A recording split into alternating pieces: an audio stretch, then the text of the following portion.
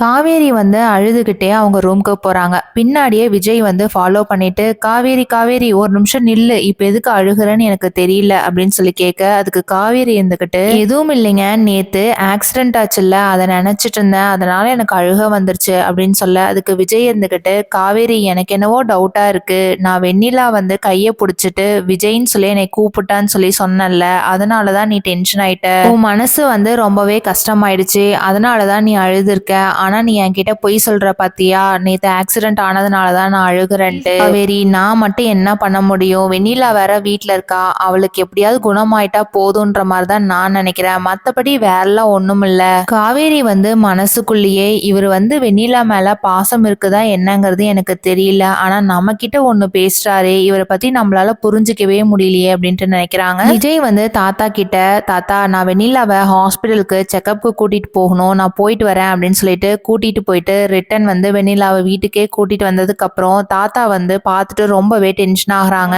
விஜய் நான் கூட வெண்ணிலாவா ஹாஸ்பிட்டல்லே விட்டுட்டு வருவேன்னு தான் நினைச்சேன், எதுக்காக நீ இப்படி பண்றன்னு எனக்கு தெரியல, உன்னோட இடத்துல காவேரி இந்த மாதிரி பண்ணியிருந்தானா நீ கம்முன்னு பார்த்துட்டு சும்மா இருந்திருப்பியா, உன்னோட மனசு கஷ்டமா தானே இருக்கும், அதே மாதிரி தானே காவேரிக்கும். இதனால விஜய் வந்து என்ன முடிவு பண்ண போறாங்கிறத வெயிட் பண்ணி பார்க்கலாம். தேங்க்யூ.